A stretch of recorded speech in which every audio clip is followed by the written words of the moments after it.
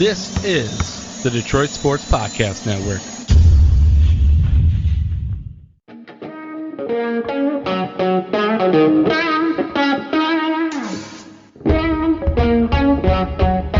The biggest icon in podcasting.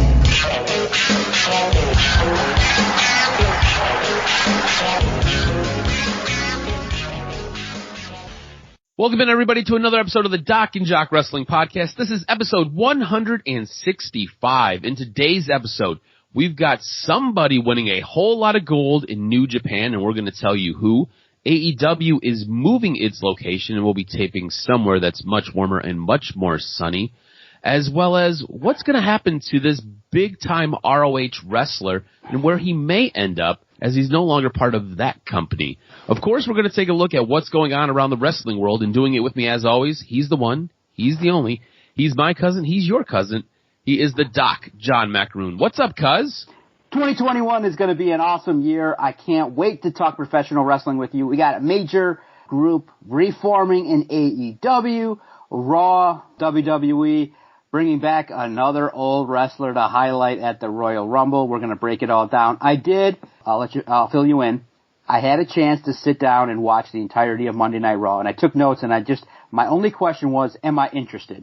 And I was. It was a decent show. It kept my interest, but unfortunately you have to rate a show in terms of the totality, and the way in which they ended it was very disappointing at the highest levels because of who was brought back, what the angle is going to entail, and the potential of a new world champ that I think zero fans of the WWE are going to like. So I enjoyed Raw. I thought that they weaved in the legends the way that they've used to. Hulk Hogan coming back was cool. His interactions with Drew McIntyre. I liked seeing all the legends. Tatanka might have been the only guy that maybe needed to keep his shirt on in terms of his look. He looked like a blown-up 65-year-old, but he was in full attire. It was cool. It was entertaining. Dude, the AJ Styles match was awesome. Seeing the big man move, his bodyguard, it was great, top to bottom. So it was really a solid kickoff to the 2021 year, man. It was really good.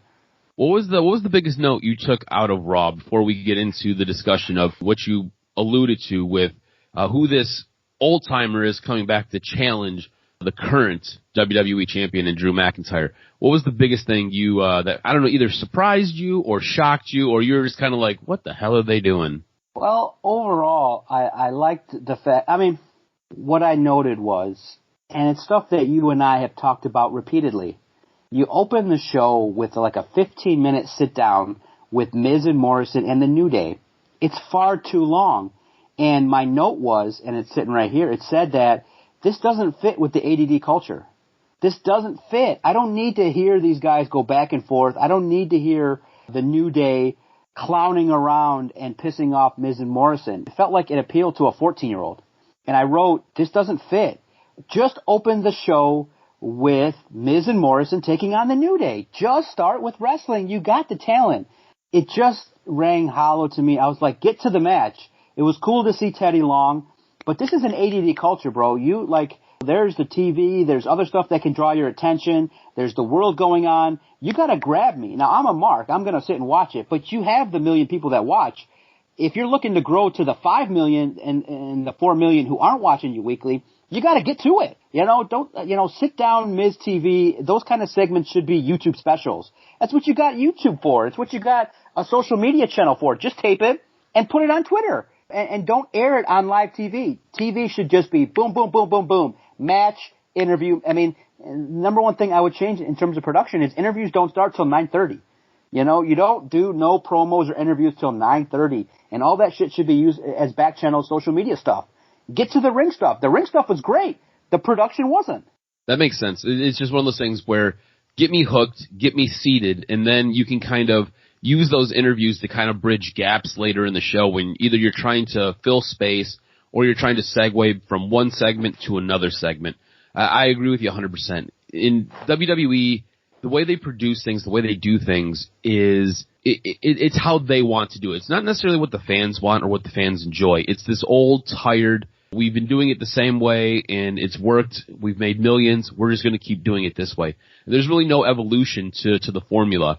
And it really, really is unfortunate. And a lot of times when they bring the legends back, it is really unfortunate because they just mock the legends, which I think sucks. They don't really do a whole lot with them. They don't really put them in spots to really, I don't know, have a new addition of fans connect with them. There's never this moment where a newer fan would be like, huh, who was that guy who was wearing the yellow and red and was talking brother this, brother that? And they don't want to go find out who it is. They just don't care. Now, I'm using Hulk Hogan as a reference here, and if you're an older wrestling fan, you know that.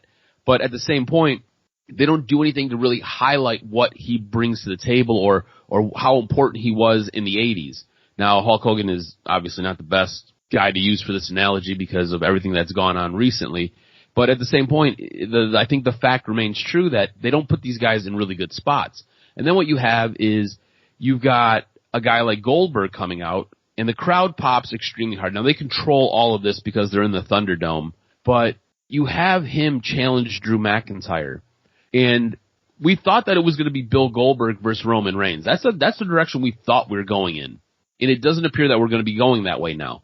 But you have a guy like Bill Goldberg come out and challenge Drew McIntyre, and this is a match that nobody really wants to see. And I know you had a lot of issues with how it unfolded. So I just want to kind of give you the floor now to kind of discuss what you didn't like about how this just took place. Because, again, I don't want to see this match. And I've got some news as to why this is going to take place later on in the news and notes segment, because it just kind of shows how WWE generally drops the ball with a lot of their talent. Absolutely. It just doesn't make sense. Okay, you got Goldberg. Mm-hmm. Obviously, we knew he was going to be involved in a couple matches a year based on a previous report you had that he was going to be involved for the next couple years. And, yeah, I guess you can elevate Drew McIntyre by defeating a legend per se, and it does kind of tie into the whole Legends theme. But really, bottom line, you got to create new stars. Goldberg can't wrestle. Okay, so you build it up, he comes out, it's fine. And then the moment that you need the excitement, he pushes Drew McIntyre to the ground and they cut it off, which was ridiculously poor timing on whoever set that up, whether it was supposed to be everything happening faster or whether they cut away too soon. You can't have it because the moment that was the most interesting, you left. So right away people are like, oh my God, here's Goldberg. And then, obviously, if you listen to the promo, he's like, you don't respect nobody. You don't respect anybody. And it's like, under what pretense would you actually believe that the good guy, Drew McIntyre, doesn't respect anybody? See, and that's the problem right there. You've got Goldberg who's coming out as a face going up against Drew McIntyre, who has been a face since he's been a champion. Right. Like, what? The meeting made no sense. Yes. So I'm sitting there going, this is contrived, corny 80s shit. And I didn't like it. I don't want to see it. It's a wasted opportunity because then the conspiracy theories come out. Well, what if he wins? Then is he going to get fed to Roman Reigns, or what's going to happen next? I don't see it. I will tell you now in our prediction for the Royal Rumble, I will tell you now Drew McIntyre is winning. There's no way Goldberg can win. There cannot happen. It'll be done. It'll be a wrap. I'll be honest with you. If Goldberg beats Drew McIntyre, I'm just going to stop watching Raw for a month. I will take a month off because I will need to reset all of my brain faculties. We will just skip Raw going forward if Drew McIntyre wins, or if Goldberg wins at the Royal Rumble. We just will take a moratorium and just be like, yes. And especially with what AEW and the competition's doing, you got to establish new stars. You got to do something new. No, I don't see any clamoring for Goldberg, Drew McIntyre, and it's the beginning pay-per-view of the year. Drew McIntyre's in his prime. He needs to go with a guy that can go. He needs to go with that younger version. And unfortunately, we need, like, in essence, a younger version of AJ Styles, like a Shawn Michaels in his prime, because Drew McIntyre's that big, brooding guy like a Sid Vicious. You kind of need that. You need that bumper, that seller, that guy that can fly all over the ring like an AJ Styles. And unfortunately, right now, those kind of people, I think, are over on SmackDown. Maybe it could be a Kevin Owens. Maybe it could have been a Seth Rollins. Probably it'd be Seth Rollins. If and when he comes back from the time away, I think Seth Rollins would be the perfect guy to probably have a nice feud with. I think Seth Rollins could have a big future because he's the guy that reminds me most of Shawn Michaels. Mm-hmm. And if he can step away from that awful gimmick that he's got going on and just get back to the guy that can just purely wrestle and change up the gimmick, I see it. I see money there. Rollins and Drew McIntyre can make some money. See, I think this speaks to a bigger issue with WWE. WWE is going to feed Goldberg to Drew McIntyre or Drew McIntyre to Goldberg. Goldberg shouldn't even be in the equation. You should have somebody ready to bubble up either from your mid-card or from the top of your card to challenge a guy at, like you said, the biggest pay-per-view to start the year. Like, Royal Rumble is one of the top 4 WWE pay-per-views. This is a big one. This is one of those ones where you don't watch wrestling all year long, but you know what? You're laying down the $49.99 to get this on cable so you can watch it with your buddies. This is that type of pay-per-view. You know, I mean, I know they have the network now, so you're only going to lay down $9.99, but back in the day, this was one of the ones where even if it was in HD and you had to pay $69, you were collecting $5 or $10 from all your friends to come over and watch this for the 4 or 5 hours that it was going to unfold. This is a monster pay-per-view, and you have nobody on your roster that is qualified enough to challenge Drew McIntyre right now. If that's really the case, then that speaks to WWE and their creative team, WWE as a whole, Vince McMahon. It speaks to everybody dropping the ball and not investing enough in guys to help get them to the level where they need to be able to challenge for a championship belt and make it believable. And that's part of the issue I think you and I both have with WWE and a lot of their programming. Absolutely, man. I think, and you and I both know NXT and AEW are where it's at right now. Oh, absolutely. Absolutely. Let's transition over to SmackDown real quick. Now, we've had this Kevin Owens, Roman Reigns feud going on for quite some time. I really thought it'd be over by now. It appears that this might go until the Royal Rumble. Now, does Kevin Owens need backup? Because it seems as though every time Roman Reigns and Kevin Owens tangle, Jey Uso gets involved. And it seems like a lot of times we talk about, does Kevin Owens need a friend? Does he need somebody there to help kind of balance the scales a little bit? Because he can't seem to get a leg up on Roman Reigns. He'll be working Roman Reigns over, then all of a sudden Jey Uso will come in and nutshot. And then next thing you know, it's all over. Roman Reigns gets the win. So I want to know, does Kevin Owens need a friend? And if so, who should his friend be? And I'm going to throw a couple names out there to you really quick. Remember, him and Sami Zayn have a long history together, being friends, being enemies, being frenemies. Sami Zayn is on SmackDown. You've got a guy like Daniel Bryan, who's not doing a whole bunch right now. He's on SmackDown. You've got a whole litany of guys, a Big E, per se, who is looking to get a little bit of a rub and a little bit of a shine. He's your new Intercontinental Champion. He could be used in this role as well. So I'm wondering if you think Kevin Owens needs backup, or does he need to keep going solo? And if so, who should come to his aid? Exactly. Who should come to the aid? Should it be potentially the breakup of the Usos, the other Uso? You never know. That'd be interesting. I didn't even think of that. I like that. That would be ultra, hey, you left me behind kind of situation. Other than that, a surprise. Yeah, like you said, Daniel Bryan, I could definitely roll with because he's a guy that has definitely kind of been in the background because of all the time off he's taken in 2020. But yeah, absolutely. I think that Kevin Owens can stand on his own and defeat them both. I think he needs to get over. Is it worth it, do you think, for WWE to put the belt back on Kevin Owens at some point? Or does it have to be way later on? Because I think that Roman Reigns probably, fairly, I'd be okay if he was the title holder the entire year. Kick it off and he loses at next year's 2022 Royal Rumble. Because the dude's legit. He's the biggest badass. You give the belt a legitimacy. So I would say that all year is just people trying to knock him off. But I think he deserves a nice long run. But the guy that probably should take it off of him will be Kevin Owens. But I'm not so certain just yet. It should be right now. Yeah, I don't think Kevin Owens needs the belt right now. I love the belt being on Roman Reigns, and I would keep the belt on Roman Reigns for a good long while. The way I could see this playing out, I do like you bringing up Jimmy Uso to kind of be the backup, to kind of come in and kind of spoil things. But I think what you could do to kind of spiral off with another story arc, just kind of basically picking up right when this one ends, is you have Daniel Bryan come to Kevin Owens' aid.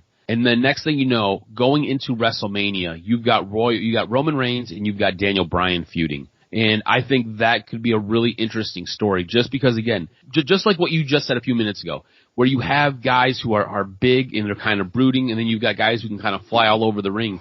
Styles make matches. And for the granddaddy of them all, for WWE, how awesome would it be to see Daniel Bryan challenging Roman Reigns? And I think we all believe Daniel Bryan is a legit contender to that championship. So I would like Daniel Bryan to come out as Kevin Owens' backup, help him, and then next thing you know, we spiral off, and we've got Daniel Bryan, Roman Reigns going towards WrestleMania. And I think that would be really, really interesting. Yeah, absolutely, man. SmackDown's got a lot of good stuff going on. It's a good show. It does. SmackDown is put together pretty well. I do find them making mistakes here and there, though. We had Soyna Deville come back. Remember, Soyna Deville has been off TV because she had somebody try to break into her home and kill her while her and Mandy Rose were having a slumber party. Soyna Deville basically shows up, and they just show her walking in and walking through the back and does nothing. Now, Royal Rumble is a mere few weeks away. They're going to have a 30-woman Royal Rumble match. Sonya Deville could have came back then, and I think it would have been a bigger pop, and it would have been a bigger sell, and it would have been an awesome moment. Instead, you have Sonya Deville walking through the back with a camera that's basically following her. Did SmackDown waste her comeback? Absolutely. I said the same thing. Why? What was the purpose of it? Did you see anything that needed to happen right away? No. She didn't do anything. There was nothing there. She has no story arc going into this. She's just there. She's just back. Yeah, it just felt like an opportunity wasted, and WWE just has these small missteps that it feels like they just don't look at things on the big picture scale. They just need somebody, we got to get the rating today. But sometimes if they just step back and said, okay, what would be the best thing for business, I think they'd operate on and make better choices. I agree with you 100%. So on NXT was pretty good this week. I enjoyed it quite a bit. You had a brutal last woman standing match. I think Rhea Ripley may be done on NXT. I think she may go up to WWE, whether it be Raw or SmackDown. If she goes to either one of those, she'll probably just get fed to Sasha Banks or Charlotte Flair, which is really, really unfortunate. But I thought NXT was really good this week. Our main event was Finn Balor versus Kyle O'Reilly. This was another brutal, brutal match. Finn Balor's eye was busted open. There was blood all over his face, on his chest. Kyle O'Reilly, there was an announcement after the match that he was going back to the hospital to see if he broke his jaw. I think that might be more storyline than anything else. He was selling his jaw through most of the match while Finn Balor was selling his arm through most of the match. What is next for Finn Balor? To open the show, you did have Killian Cross take on Damian Priest, and Killian Cross got a huge win. Is that the next step for Finn Balor, or do you see something else for Finn Balor? No, absolutely. I think you and I talked about it last time. Killian Cross is it. He's the biggest dude. He's legit. He could sell tickets, and they could have great matches because styles make fights. And I think that the big, brooding, athletic guy in Killian taking on Finn Balor, absolute money draw. It's going in that way. I don't see any other scenario at this point in time. Is there anybody else that's worthy of it? Probably not. You could shine the light on some mid-card people, but absolutely not. I think that it's time, baby. Killian and Finn all day long. I think you're right, too. I mean, the only person who I could think of would maybe be Tommaso Ciampa, but I think he needs to kind of do something else. He needs to kind of be out of that title picture. Somebody else needs to kind of get that spot. And I think right now for Finn Balor, I think him and Killian Cross would make for some really good storytelling, especially if we were to bring back the Demon and you've got Killian Cross and Scarlett and their whole mystique. I think it makes for a really interesting dark match, and I think it could be fantastic. I want to get your interpretation of what took place on Impact. What was your recap of Impact this week? It was good. It was decent. Obviously, what we're going to see, and it came to fruition, is the beautiful blending of the talent on AEW with the talent of Impact. And it was really good to see Kenny Omega show up. And I think that, the show in and of itself, kind of the same pattern. First hour, you didn't really have to do, really focus in on too much. Obviously, the women and Deonna Purrazzo and the angles that she's got going on is great. But the show was highlighted by Eddie Edwards taking on Sami Callihan. Sami Callihan, nearly ended Eddie Edwards' career with the baseball bat to the face. But the war that's waged on between the two has been great. And it was, a fight that went to a no contest. But it's a feud that's relevant, fresh, and people are really into it. So I just thought that in the end, it was a good show, B+ all the way around. Obviously, the emergence of Kenny Omega with the Good Brothers got everybody's attention. Everyone's like, uh-oh, what's going on here? What could this mean? Could this really be happening? How's this going to play together? And it was absolutely perfect because you're continuing the angle with Impact World Champion Rich Swann, the Motor City Machine Guns, and you really look at it and you say, wow. People question, would Impact drop the ball in terms of establishing Omega as a obnoxious heel? Do people like it? Absolutely. It's great. I think that he talked trash when he was beating down Swann. He's obviously a guy that's kind of take on this heel character, and it's believable. And that's the mark of a great wrestler, is you can put him in different situations.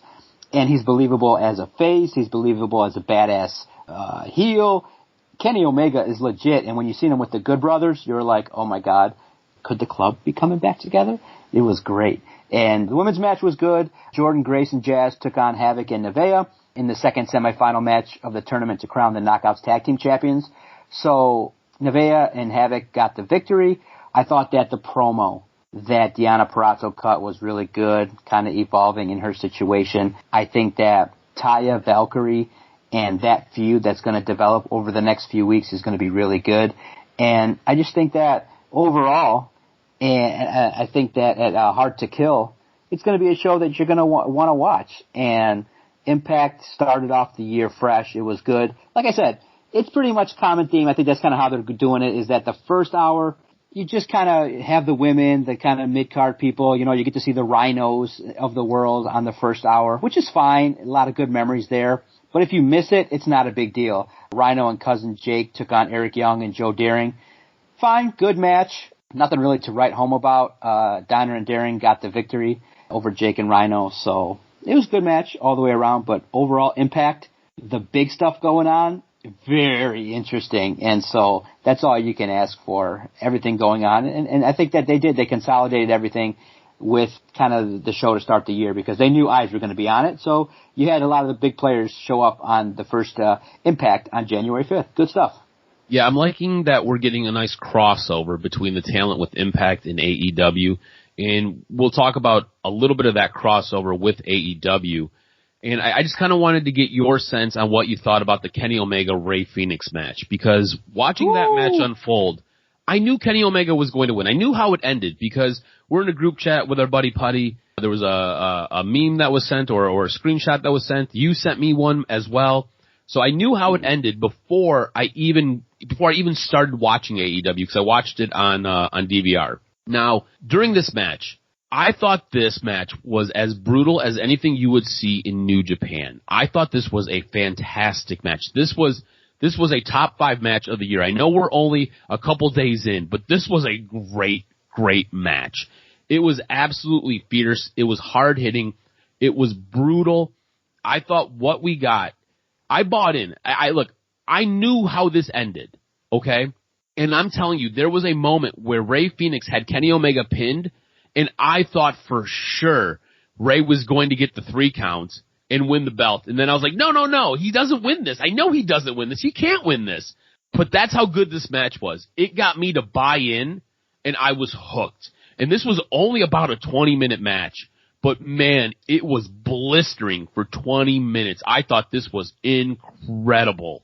Absolutely. It was like, whoa, violent. And then you get to see the ending as well, with Jon Moxley showing up, and you're kind of seeing the Kenny Omega get his comeuppance in terms of using the barbed wire wooden stick there. And I thought that Kenny Omega and Rey Fenix put on a good show, and I just felt like the angles were good. Now look, let's not discount the fact that Snoop Dogg showed up. Snoop Dogg was on Dynamite, and unfortunately, I don't think you're going to need to have Snoop jumping off the top rope, because he doesn't need to ever wrestle. Ever. He got all of 0.2 airtime. It just kind of looked like he went down. And the best part is a guy like that tried to jump to get up in the air, but it just kind of looked like, when you see it on our Twitter page, @Detroit Podcast, it looked like he jumped down. Dude, and the best part was Snoop Dogg ended up landing basically doggy style, or downward dog. like ass up in the air, head down. But Cody's smart. He knows that if you bring in Snoop, you're going to get attention from the mainstream, and that's what they did. I thought AEW kicked it off great. New Year's Smash, it's a good title. And then obviously, we got to talk about it. Mm-hmm. The club is back together, because then the Good Brothers showed up on AEW, and you're like, wait a minute. Now, the problem I would have had was the angle in which they came. You need to have them come straight on. You know, you had him come from the side to beat up Jon Moxley, but it was great. Chris Jericho's like, they don't even work here. His work continues to be stellar. Jericho is so good. Stellar. He's the perfect fit for that job, and he'll elevate the brand if he keeps doing it. It's going to extend his career another 10 years because he can be on the air there and show up and downplay now his role. He can wrestle twice a year for the next 10 years, and he'll be relevant. So, or he could just be the valet for the Inner Circle. Amazing. Mm-hmm. You know, you pare it down. But you had the big boys fight, right? Wasn't this week Jack Hagar and Wardlow? Yeah, that was a pretty good match. You know, that was impressive. Watching that match, I'm surprised that I'm surprised that he's as good of an athlete as he is, because when he's in the ring, he looks like he needs to be oiled up. Like, his joints are rusty, and he just he's not really fluid. Right. But he's a big, brooding guy who's strong. But at the end of the show, baby, the Bullet Club reunites. And I wish they would have stuck. See, unfortunately, I don't know if AEW didn't want to have Anderson standing there with the bullet hand sign there, but it was a perfect visual if you just locked in. You know, they do the thing, they do the click symbol, the too sweet, the crowd's into it, they know what it is. Oh, the whole crowd was chanting, too sweet, too sweet, too sweet. Yeah. And then Anderson puts the bullet sign hand up, you know, puts the gun gesture, and they immediately zoom in to the too sweet. If they would have left it there, it would have provided for an even, like, you just needed 10 seconds, just leave it there and just let the scene play out. Then you zoom in. But they quickly went away from it, but it was great. I was like, oh, yes. And it was like, it just felt like it was a major FU to WWE to be like, hey, you tried the club and you jacked it all up. Now we'll show you what the Bullet Club looks like. This whole program was a monster FU to WWE. Let me give you a couple examples. So Snoop Dogg comes out, you have Chris Jericho on the mic, and Jericho is like, Snoop Dogg's jumped ship to AEW. He's jumped ship to AEW. Basically letting everybody know that, hey, this was a WWE guy, because WWE was pissed that Snoop Dogg went to AEW. So right there, that's a shot at WWE. There was a scene in the back with Private Party and Matt Hardy, where Matt Hardy is giving them contracts. And he's like, look, you guys get to keep your Twitch streams, you guys get to keep your OnlyFans, your all this stuff, all these things. And that's a straight shot at WWE, because WWE has basically pulled all of those revenue branches from their talent. So they're not allowed to have their Twitch streams, they're not allowed to have their cameos, they're not allowed to have their OnlyFans. It all has to go through WWE, and WWE has to get that money. Basically, Matt Hardy was like, no, you guys get to keep all that. You guys are going to be taken care of. Everything's going to be awesome. So that right there is like two examples. Then you have the too sweeting, okay, which, again, WWE loses their shit whenever anybody does this that's not part of WWE. They usually send cease and desist orders. They used to send these to the Bullet Club all the time for doing this. So this whole show, and I'm sure there's more moments, but these are just the three top moments that stuck out in my mind. This whole show was just a big gauntlet throwdown, FU to WWE, and I loved it. I thought it was great. It was awesome, man. It made for the show. It made everything super awesome, really cool. And hey, AEW came to play. When you call yourself New Year's Smash, you want to get people talking. And oh man, were people talking. They were like, uh-oh, SpaghettiOs. It was really good, and everyone was I mean, that's the scene of the night, is afterward the Young Bucks put the picture together. It's the Bullet Club. But now, should Finn Balor start chirping and be like, damn, I'm sitting here toiling away to fight basically one other person. There's nothing left for me. I think Finn Balor's got to start chirping. He's got to be like, I got to get in. Finn Balor in AEW seems like the career path, because right now, yeah, he's the big fish at NXT, but is he relevant? No. Is he a guy that, obviously outside of, the major podcasts and things like that, is he the top of the show? No. It's Drew McIntyre, Kevin Owens, it's Seth Rollins. You have relegated, arguably, an AJ Styles top 1-2 guy and made him number 8. Literally, number 8 in a company where you could feature him. If I'm Finn Balor, I'm starting to chirp. I'm starting to say, hey, I want my cameos. I want to do something. I want a union. Whatever you got to say to get the W. And, of course, they would never let him walk right over to AEW. Mm-hmm. You have to probably take 6 months off. But you don't think this Bullet Club can last for a year? You don't think that at the August pay-per-view, you don't have Finn Balor show up there and unite with it, and you got the real Bullet Club? You know, AJ Styles, unfortunately, will never be a part of it, but Finn Balor can be.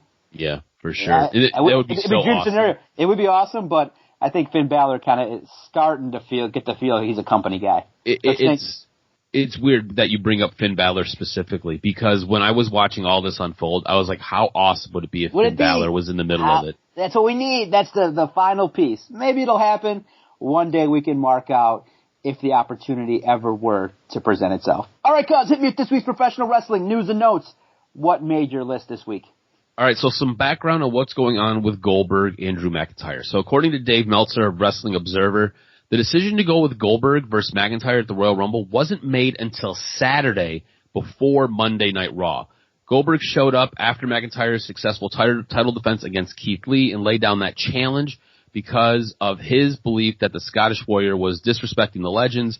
Goldberg then shoved McIntyre down as Raw went off the air. We've covered all of that.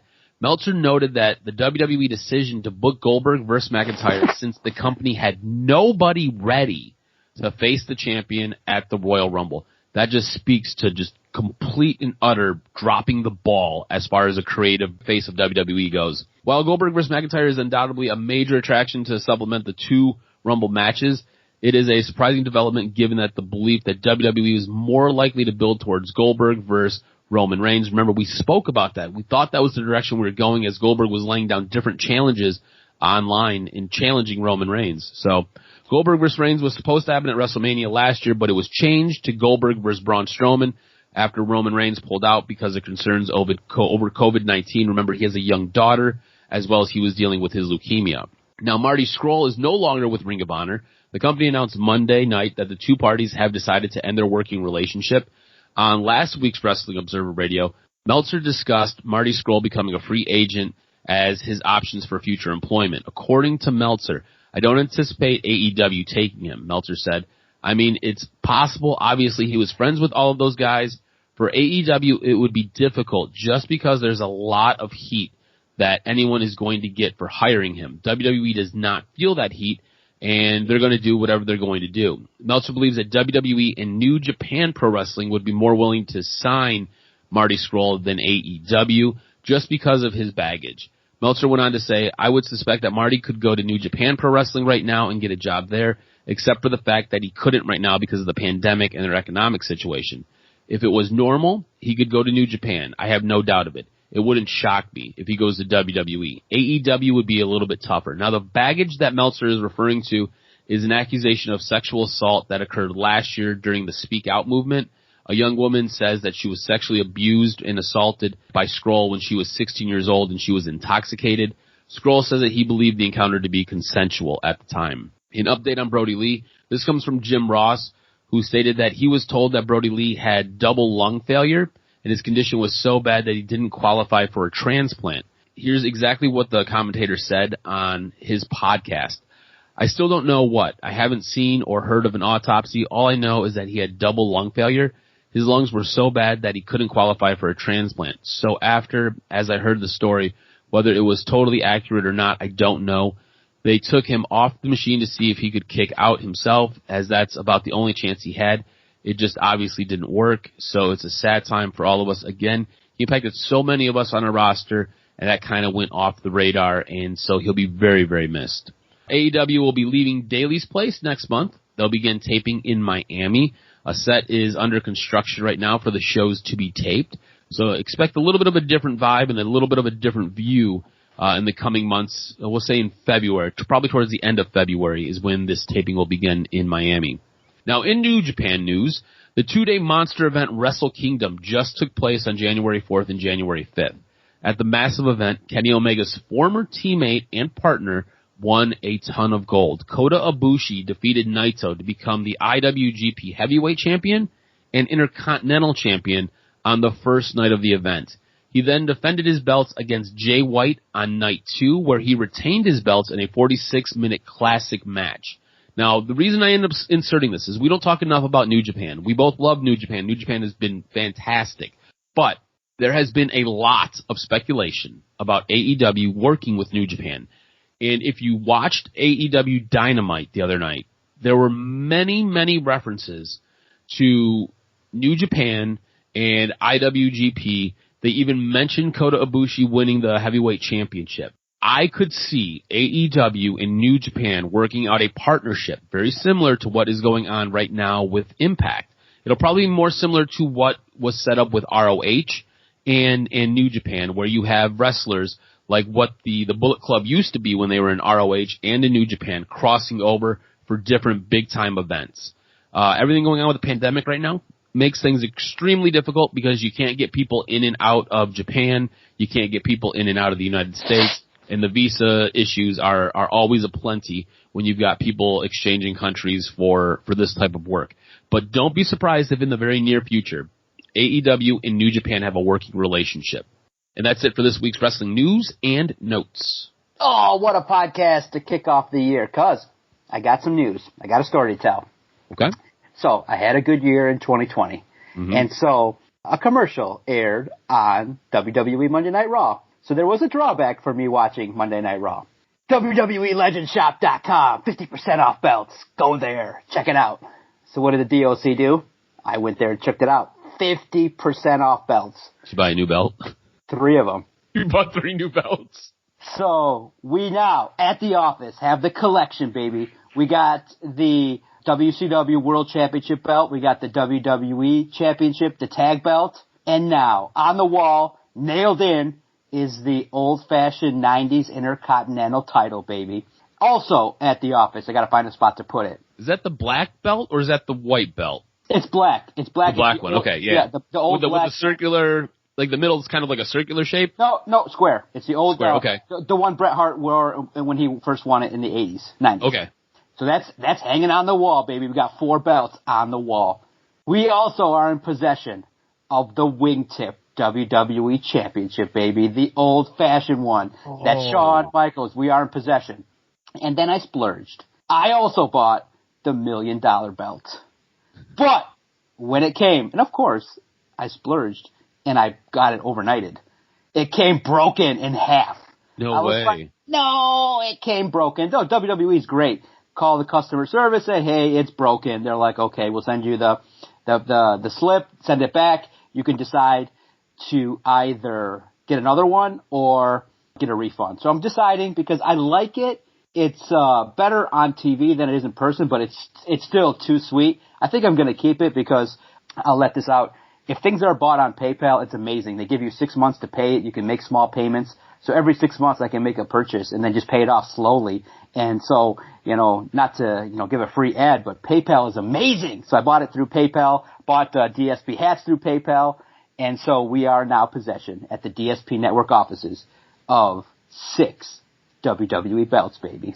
6! Nice. Yeah, I'll send you the picture right after the podcast. But of course, one of them came broken for the DOC, but they shipped it. And one thing though, I will have a small beef. UPS, if you knock on the doc's door and he's not there, don't just leave it on the front door. It's a public office. They left it at the front door. I walked in on Wednesday expecting it. I got to office about 10 o'clock. And it was right there. I'm like, holy shit, that someone could have just walked in and grabbed it. UPS for you. That's how things roll. But it was there. I got it. I loved it. I opened it. I was excited, tearing through it. So when we get back to recording, you'll get to stare at 4 classic WWE belts, baby. Nice. All right, everybody, tune in next week to the Doc and Jock Wrestling Podcast. Peace.